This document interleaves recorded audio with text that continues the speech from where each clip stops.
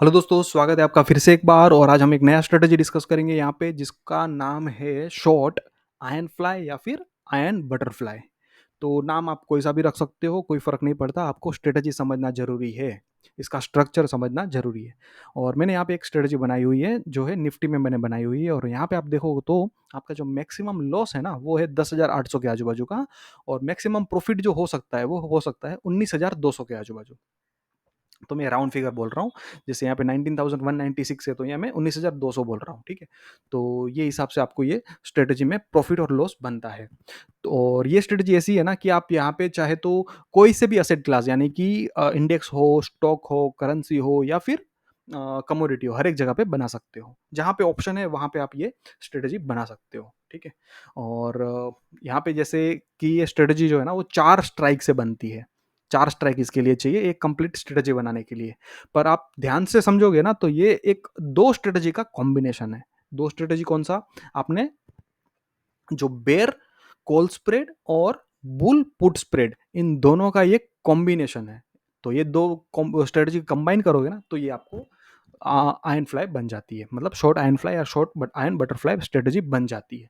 तो समझ में आ जाएगा, धीरे-धीरे आपको समझ में आ जाएगा। आप देखोगे, समझोगे तो आ जाएगा। अभी मैं इसका कैलकुलेशन और ये क्या हिसाब से स्ट्रेटजी का स्ट्रक्चर बनता है ना वो भी आपको यहाँ पे समझा दूंगा मैं। तो सबसे पहला ये ना मैंने निफ्टी लिया है तो निफ्टी का जो स्पॉट प्राइस क्या चल रहा था 23,837 या फिर आप फ्यूचर भी ले सकते हो। यहाँ पे फ्यूचर क्या चल रहा है 23,850। तो हमें क्या करना है 23,850 की कॉल और 850 की पुट ये दोनों को हमें बेचनी होती है। ठीक है, तो यहाँ में कितने पे बेची है 190 पे कॉल बेची और पुट बेची 192 पे। ठीक है, अभी हमें और हेज भी बाय करने पड़ेंगे क्योंकि ये अगर सिर्फ इन इन दोनों को रखेंगे तो ये तो आपका बन जाएगा शॉर्ट स्ट्रेडल। पर हमें ये नहीं करना है, हमें हेज बाय करनी है। तो हेज बाय करने के लिए क्या करेंगे, इन दोनों का कंबाइंड प्रीमियम जो यानी कि 382 के आजू बाजू मिलेगा तो उतना ही दूर मतलब एटीएम से उतना ही दूर का कॉल और एटीएम से उतना ही नीचे का पुट हम बाय करेंगे। तो कॉल कौन सी बाय करी यहाँ पे 24,250 की कॉल बाय करी कितने पे 50 पे और 23,450 की पुट बाय करी कितने पे 76 पे। ये स्ट्रेटेजी बनने के बाद अपना यहाँ पे ये पे ऑफ चार्ट बन जाएगा। आपको यहाँ पे रेंज क्या मिलती है, करीब करीब 600 पॉइंट की रेंज मिल जाएगी। तो ये काफ़ी अच्छी रेंज है, 600 पॉइंट का रेंज मिल जाता है। और ये स्ट्रेटेजी वैसे देखा जाए ना तो दुनिया में बहुत ही ज़्यादा यूज़ होती है और इंट्राडे के लिए तो इसका जो रिजल्ट है ना काफ़ी अच्छा रिजल्ट मिलता है। बहुत से ट्रेडर है, इंट्राडे ट्रेडर है जो जो इंडेक्स में काम करते हैं ना मोस्टली ये स्ट्रेटेजी को प्रीफर करते हैं। तो इसका कैलकुलेशन भी समझेंगे हम और कैलकुलेशन किस हिसाब से किया जाता है वो अपन समझते हैं। जैसे यहाँ पे मैंने बताया कि 4 स्ट्राइक हमें चाहिए होती है। तो 2 शॉर्ट स्ट्राइक है यानी कि 23,850 का कॉल और पुट ये एटीएम है हमने बेच दिया और 2 स्ट्राइक खरीद लिया जो 400 पॉइंट दूर की यानी कि 24,250 की कॉल और नीचे 400 पॉइंट नीचे की यानी कि 23,450 की पुट हमने खरीद ली। तो ये एटीएम बेचना होता है और ओटीएम खरीदना होता है। तो टोटल प्रीमियम कितना मिला? तो टोटल प्रीमियम ये मिला हमने जो बेचा ना उन दोनों का कैलकुलेशन यानी कि कॉल कितने पे बेची 192 पे और सॉरी 190 पे और पुट बेची 192 पे यानी कि 300 382 का हमें प्रीमियम रिसीव्ड हुआ और हमने कुछ बाय किया यानी कि 24,250 की कॉल बाय करी और 23,450 की पुट बाय करी। तो कॉल बाय करी 50 की, पुट बाय करी 76 की, तो हमें टोटल जो प्रीमियम हमने दिया यानी कि पे किया वो हो जाता है 126। अभी नेट प्रीमियम अपने पास कितना बच जाएगा?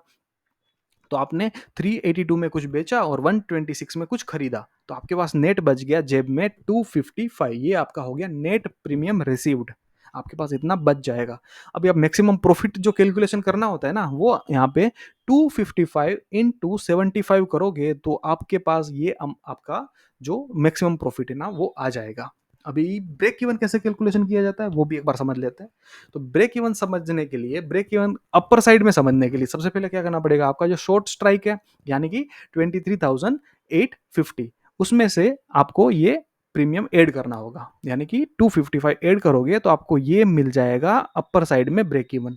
सेम चीज आपका जो शॉर्ट स्ट्राइक है यानी कि 23,850 है उसमें से 255 लेस करोगे यानी कि आपका जो नेट प्रीमियम रिसीव्ड है वो लेस करोगे तो आपको नीचे साइड का ब्रेक इवन मिल जाएगा। और जो मैक्सिमम रिस्क समझना है, तो मैक्सिमम जो आपको यहाँ पे प्रॉफिट समझ गया 255 इंटू 75 तो मैक्सिमम प्रॉफिट आ गया। अब मैक्सिमम रिस्क समझना है ना, तो क्या करना है, कुछ नहीं करना है, आपको दो स्ट्राइक का डिफरेंस लेना है। यानी कि आपने जो, ये मैंने कॉल साइड का किया हुआ है, तो कॉल आपने जो कॉल बाय किया और कॉल सेल किया वो आपको लेस करना है, तो आपको पता चल जाएगा कि आपका स्ट्राइक का डिफरेंस कितना है। तो स्ट्राइक का डिफरेंस है आज आपका यहाँ पे 400। क्यों? क्योंकि आपने 24,250 की कॉल बाय करी और 23,850 की आपने सेल कर रखी हुई है, तो आपका 400 पॉइंट का डिफरेंस हो गया। उसमें से आपने कितना प्रीमियम लिया वो लेस करना है। अगर आप 400 में से आपने जो नेट नेट प्रीमियम आपको रिसीव्ड हुआ लेस करोगे तो आपको आ जाएगा 144, और 144 आपका लोड साइज के साथ मल्टीप्लाई करोगे तो आपका आ जाएगा मैक्सिमम रिस्क। तो आपको पता चल गया कि जो मैक्सिमम रिस्क ये है आपका 10,800 का, और ये किस हिसाब से आया ये आपको यहाँ पे समझ में आ गया होगा। तो ये इस हिसाब से आपको स्ट्रेटेजी देखनी है, और इसका पे ऑफ चार्ट ये सेम होता है, जैसे बटरफ्लाई का होता है ना वैसे ही पे ऑफ चार्ट होता है इसका भी। पर आपको यहाँ पे जो है ना ये पे ऑफ में कोई फर्क नहीं पड़ता, ठीक है। पर आपको यहाँ पे जो ये ग्रीन जोन है ना वो आपका प्रॉफिटेबल जोन है, और जितना जितना जितना आप आगे बढ़ते जाओगे, जितना स्टॉक या इंडेक्स ऊपर जाता जाएगा उतना उतना आपका प्रॉफिट कम होता जाएगा और रिस्क लॉस बढ़ता जाएगा। पर लॉस एक सर्टेन लिमिट के बाद नहीं बढ़ेगा, जो है 10,800, ठीक है। तो ये हिसाब से आपको ये स्ट्रेटजी को समझना है। सेम चीज नीचे के साइड में भी है, तो और यहाँ पे आपको रेंज जब मैंने बताया कि 600 पॉइंट का करीब करीब आपको रेंज मिल जाता है यहाँ पे। और ये स्ट्रेटजी बनाने के लिए आपको 1,19,000 यानी कि 1,20,000 के आजू बाजू का मार्जिन लग सकता है। अगर मैक्सिमम प्रॉफिट आ गया तो रिटर्न ऑन इन्वेस्टमेंट काफी अच्छा मिलता है यहाँ पे। एक स्ट्रेटजी मैंने बनाई हुई है रिलायंस पे, तो इसको भी समझ लेंगे। तो रिलायंस का मैंने बनाया हुआ है, तो रिलायंस का एटीएम क्या चल रहा है, तो स्पॉट चल रहा है उसका 1272, और फ्यूचर चल रहा है 1280। तो मैं 1280 का यहाँ पे एटीएम लूंगा, तो 1280 की कॉल और 1280 की मैं पुट यहाँ पे सेल कर दूंगा। तो 1280 की कॉल और 1280 की पुट यहाँ पे सेल कर रहे हैं, तो पुट जा रही है 36 पे और कॉल जा रही है 38 पे। अगर इन टोटल टोटल कंबाइन करेंगे तो करीब करीब आपके पास 75 का प्रीमियम रिसीव्ड आ जाएगा। और हमने 75 इसमें ऐड करेंगे 1280 कॉल में 75 ऐड करेंगे तो आएगा आप करीब करीब 1350 आएगा 55। तो हमने 1350 की कॉल बाय करी हुई है, और 1280 माइनस 75 करेंगे तो आपका जो पुट साइड की जो बाय आएगी ना वो आएगी करीब करीब 1205 आएगा। तो आपका स्ट्राइक आएगा 1210। 1280 माइनस 75 करोगे तो आपको आ जाएगा अमाउंट 1205, 1205। पर 1205 का स्ट्राइक अवेलेबल नहीं है, क्योंकि रिलायंस में जो स्ट्राइक है ना वो 10-10 का आता है। तो आपको यहाँ पे मैं आपको समझा देता हूँ 1205 क्यों नहीं आता। यहाँ पे देखो 1200 से लेके 1210 आता है, तो 1205 नहीं आता। तो आप या तो 1200 ले सकते हो या तो 1210 ले सकते हो, तो ज़्यादा फर्क है नहीं, 1 रुपए का ही फर्क है। तो सीधी सीधी बात है कि 1210 का हमने यहाँ पे बाय कर लिया। तो 1210 की यहाँ पे पुट हमने बाय कर ली 13 रुपए पे। तो इसका टोटल प्रीमियम कितना दिया हमने, 26 रुपए के आजू बाजू प्रीमियम बाय करने के लिए दिया। तो नेट अपने पास कितना बच जाएगा, तो टोटल प्रीमियम रिसीव्ड माइनस इन दोनों का जो टोटल है यानी कि 26 रुपया लेस करोगे तो आपके पास नेट प्रीमियम आ जाएगा। तो नेट प्रीमियम आपका पास आ जाएगा वो करीब करीब आएगा 48-49 रुपीज के आजू बाजू का आपके पास पैसा बच जाएगा।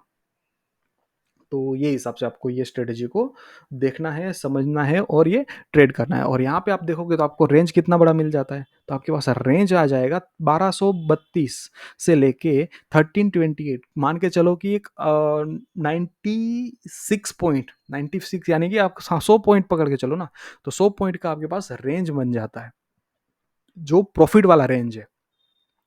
मतलब इसके बीच में कहीं पे भी रुका तो आपको प्रॉफिट आना वो गारंटी है, ठीक है। गारंटी है, गारंटी बोल सकती हो। इस बीच में अगर क्लोज आया तो आपको गारंटेड प्रॉफिट मिलेगा। और यहाँ पे प्रोबेबिलिटी ऑफ प्रॉफिट कितना है, 37%। और ये स्ट्रेटेजी बनाने के लिए आपको कितना पैसा लग जाता है, 85,000 आपको यहाँ पे कैश लगेगा। कैश यानी कि मार्जिन लगेगा, ये स्ट्रेटेजी अगर रिलायंस में बनानी है तो।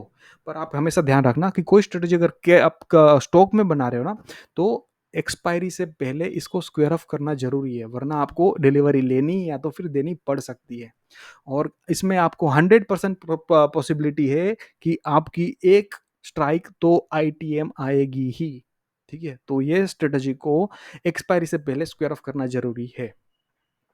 तो ये स्ट्रेटजी आप समझो, कुछ चाहे तो पेपर ट्रेड करो या फिर ऑप्स्ट्रा पे आप यहाँ पे इसको चेक भी कर सकते हो। अपने अपने हिसाब से 4-5 स्ट्रेटजी बना के देखो, आपका ये फंडा क्लियर हो जाएगा। और काफ़ी अच्छी स्ट्रेटजी है, बहुत ही आसान स्ट्रेटजी है, समझने में कोई दिक्कत नहीं आएगी।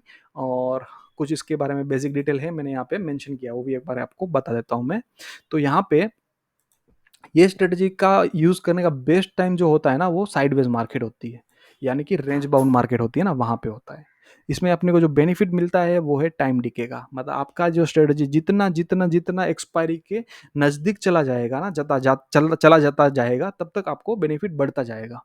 और यहाँ पे आपको पता है कि ये हेज स्ट्रेटजी है, तो रिस्क और रिवॉर्ड दोनों फिक्स्ड होता है।